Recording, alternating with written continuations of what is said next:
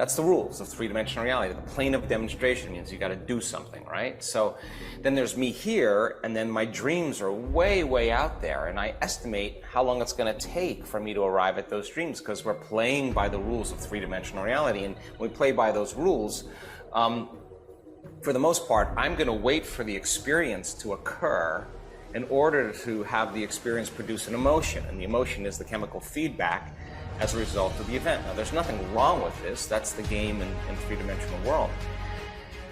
If you're going to shorten the distance between cause and effect, between the thought of something and the experience of something, you got to go to a different set of rules, and you have to create from the quantum field. Now, the quantum field is an invisible field of energy that exists beyond this space and time. Now, this takes a little bit of imagination, because if we don't have any space between us, then we're connected.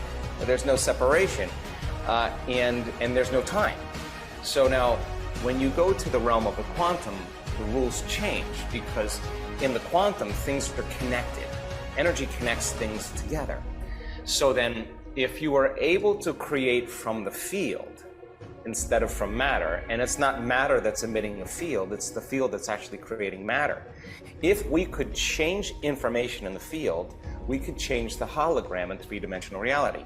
And it turns out you only need two things to do that.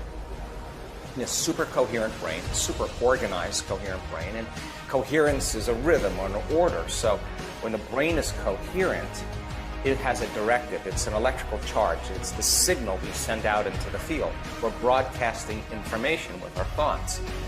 Now, most people who have been conditioned and hypnotized into the rules of three-dimensional reality, they're waiting for the experience to happen to feel the emotion of the experience, to take away their lack or separation. Like whatever it's abundance, it's love, it's healing, whatever it is.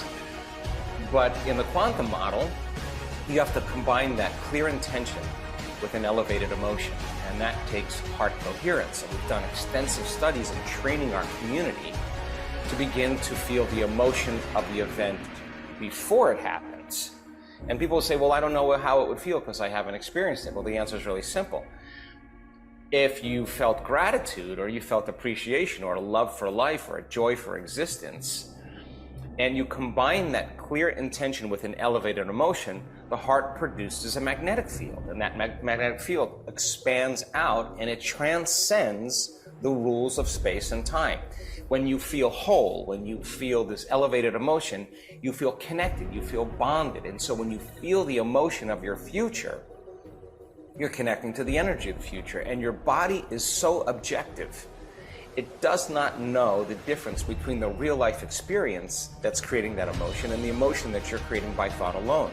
The body's actually believing it's living in that future reality in the present moment. So if the thought sends the signal out and the feeling draws the event back, and you have brain and heart coherence, you got a really powerful Wi-Fi signal.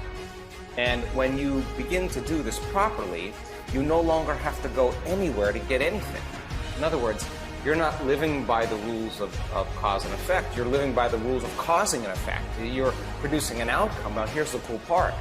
If there's a vibrational match between your energy, and you've really refined that signal, you can synchronize your energy. You start having synchronicities in your life, and you start getting universal signs coming to you. You have opportunities, you have synchronicities, serendipities, coincidences.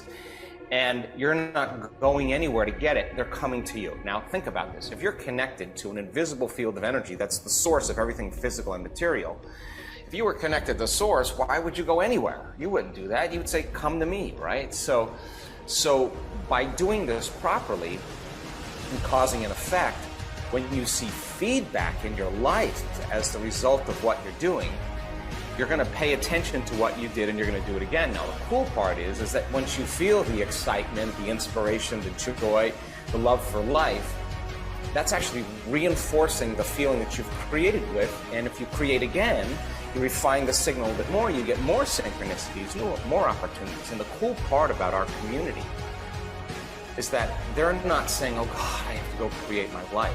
They're not saying that. They actually don't want to stop doing it, because they don't want the magic to end. They don't want those cool quantum events that are occurring in their life to stop. So it's not like I have to. they're changing their energy. And when you change your energy, you change your life. And I've been at this long enough to tell you that nobody changes until they change their energy.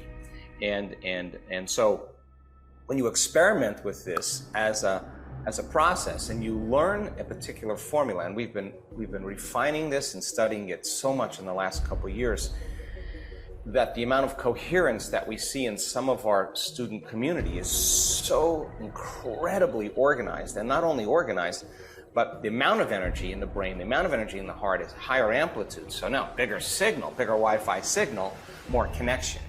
And so then if you can shorten the distance between cause and effect, between the thought of what you want and the experience of what you want, then you would start to master